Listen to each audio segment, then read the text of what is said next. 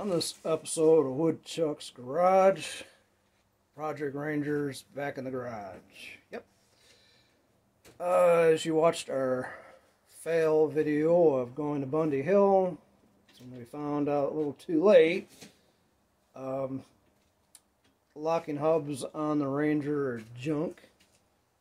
And now we're in the process of installing a mile marker, locking hub mechanisms in this thing, and we're going to show you how we took it apart, all the junk that gets eliminated, and how simple these things are to install.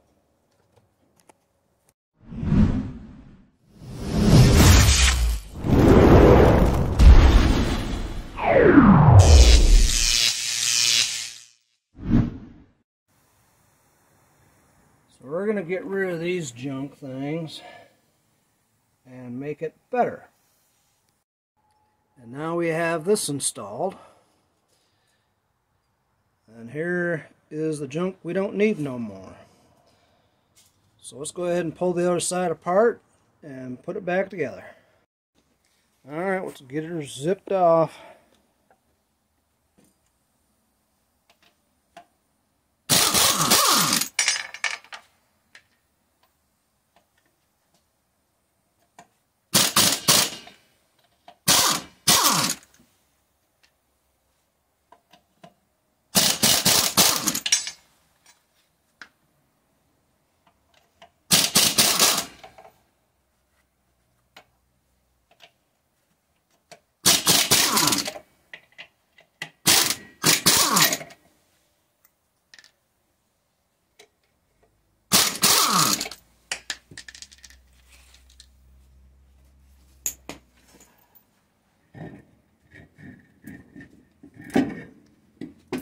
You might want to stand up. Far be it for me, but I think that would be a gooder idea. Just roll it to the back.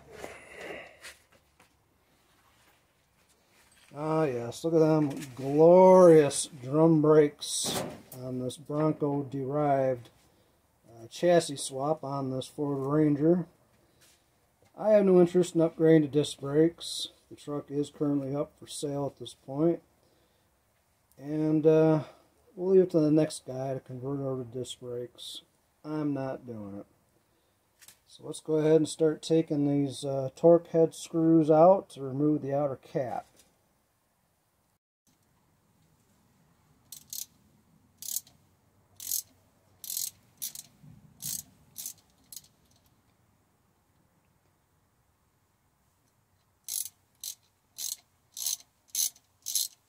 There will be 6 Torx head screws that we're taking out. Now we'll be taking out this ring around the edge. He just needs to find a way to get at it. It's a retainer ring.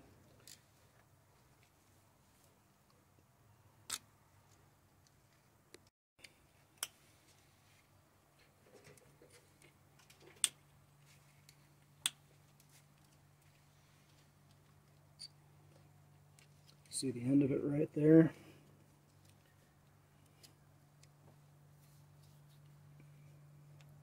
Get a hold of the end of it and walk it out. There you go. Now on the floor it goes. Now we take out that retainer, part of the old setup. Yep.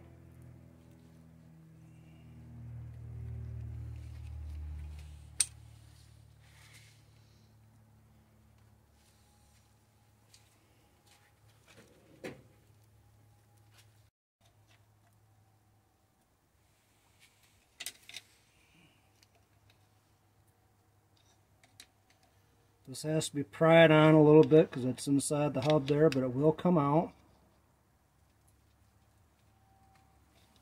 Just got to keep working it back and forth.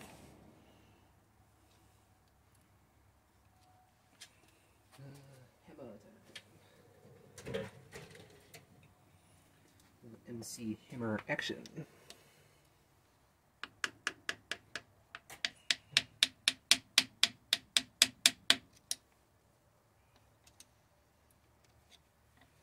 there. Just gonna work back and forth. Which wants to come out.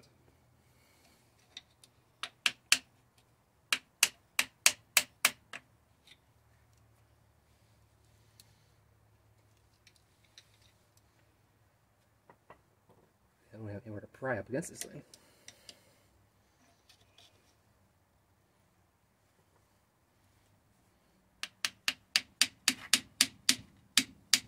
Alright, spin around, get the other side. Spin around. Alright, repeat.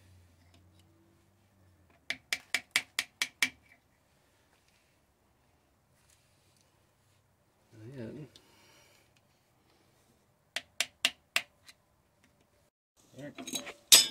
there we go. Now that's out. Spring comes out.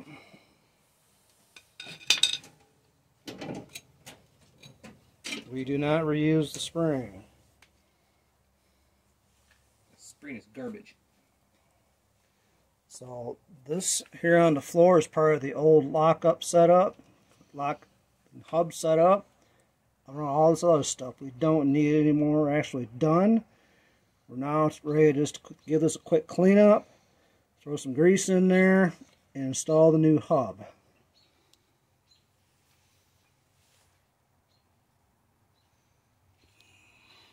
Everything else can stay put. Alright, we added some grease inside the hub. It should find its way into the bearings. These are the new caps. Show you how this operates on the back. It's right here. And I had thought for a minute that this thing was in the way, but it's supposed to be there. Just so you know, don't take it out. Leave it in there. It's supposed to be there. Because what it does this number right there. Press this up against your gears, which you'll see right in here. Those little metal tines will get in here, push down, lock your inner and your outer together. Super simple like that. That's all you gotta do with those. Now with that, we're going to go ahead and install it. It's not you. You need to turn it till it lines up with everything. There you go. And slap it in there. I know, that looks really super hard, doesn't it? But it's in there.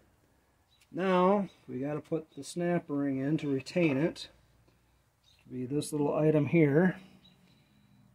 And that goes around the edge. You need to walk it in there. And don't let it go flying away.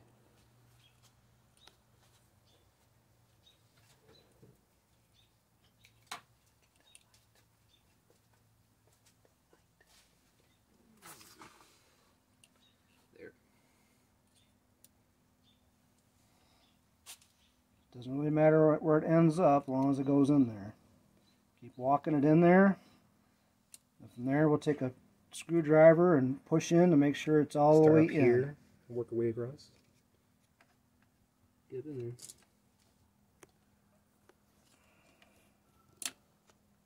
Something like that. Go around the whole thing and make sure she's in where she's supposed to be.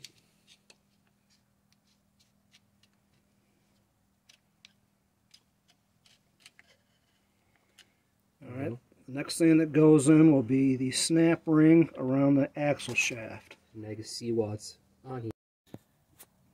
Alright, we'll show you what that does now inside the hub. That's in here. Give it a turn. And she'll engage wherever she feels like it. There she goes. Just like that. Yep.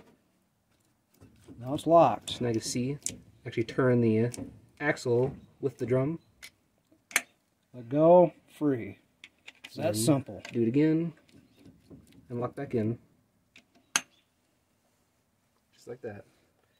So now he's got the snap ring. We got to install that. You don't have to go very far. Just get her on there.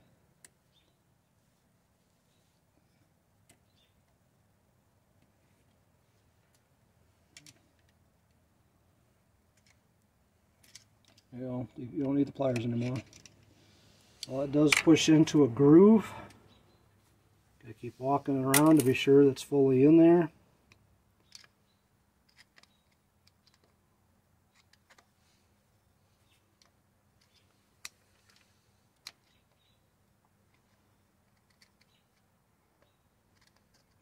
You push harder.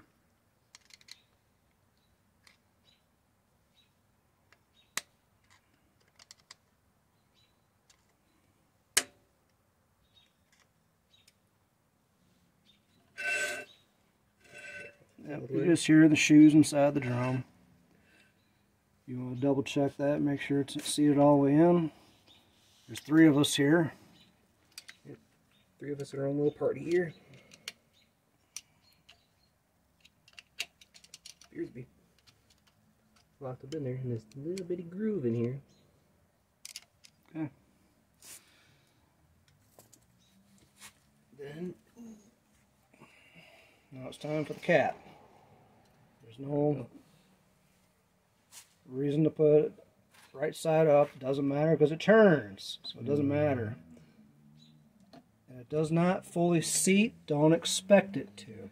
So to go grab your Even in the bolts. directions it says don't worry about it.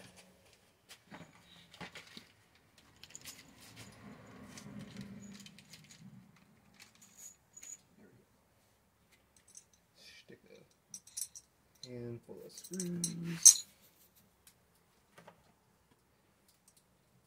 They're supplied in. Piece here. Weird. Alright, we'll hand it back to our main installer here, which is his brother. And look. Somewhere. Yes. Install. Something like that. Push that cup all the way in. There you go. And that fine. screw in just a little bit, and grab another screw, keep going.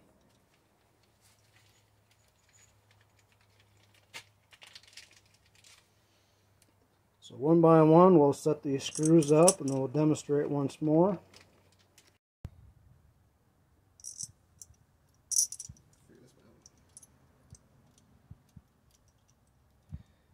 Yes, there is torque spec on that, but we're just tightening it down so they feel nice and snug. There's no reason to gorilla these things on.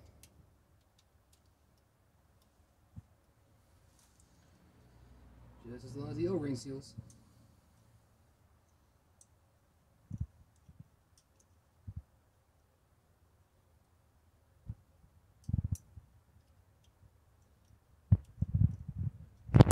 Troublemaker.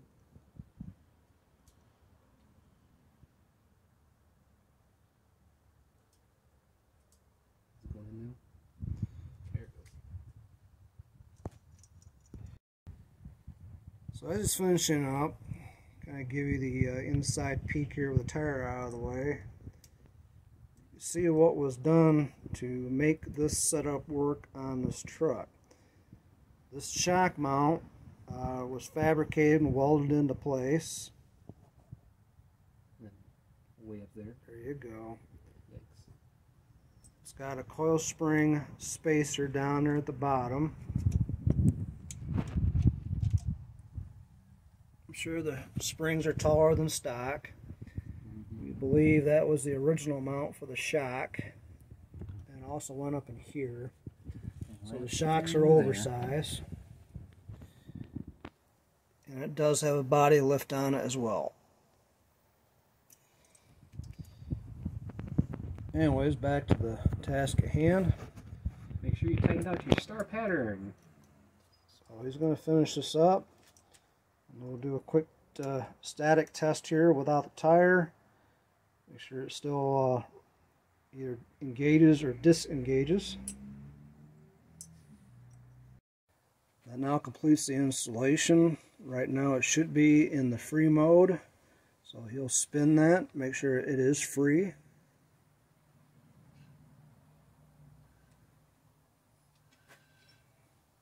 Now you'll put it in lock.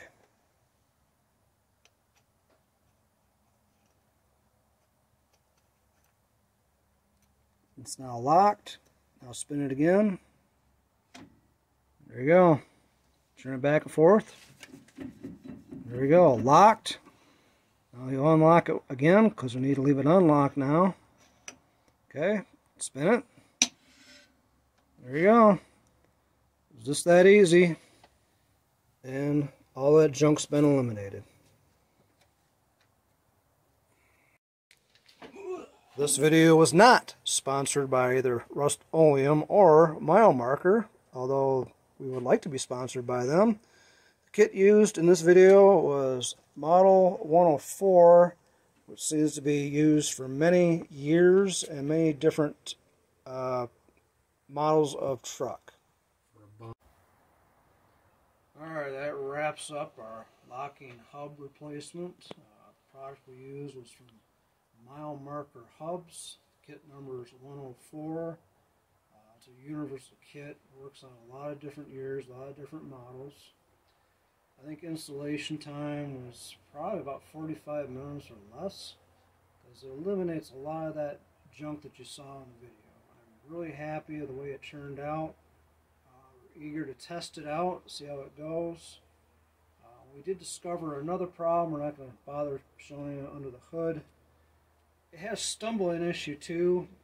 We did have a carburetor tear down and rebuild video out there, but for some reason the putting it back together video just wasn't uploading to save its own life. So there is no carburetor footage whatsoever. I've got what I think is a 600 Elderbrock on this 302. Decided to take it off, so it just won't catch. It just did not want to start. Something's wrong. We must have done something wrong. So I pulled it off, stuck it on the bench, took the top hat off. I took the jets back out, took the back butterflies out. I blew it out with air. I blew it out with brake cleaner. I think I mixed up the jets front to rear in a kitty corner kind of way. So we kind of magnified glass. Okay, these are the right ones. And I put it back together, put it back on the truck. Boom, she's firing up and running. Took it down the street and back, shut it off. I had to move it one more time after about a half an hour. All I did is hit the key. I didn't even touch the gas pedal and it fired right up. So I'm happy that we got that figured out too. Speaking of getting things figured out, we alluded on our, guess what? Hey, we're on Facebook now. Yeah. Woodchuck's Garage is on Facebook. Please like and follow us there.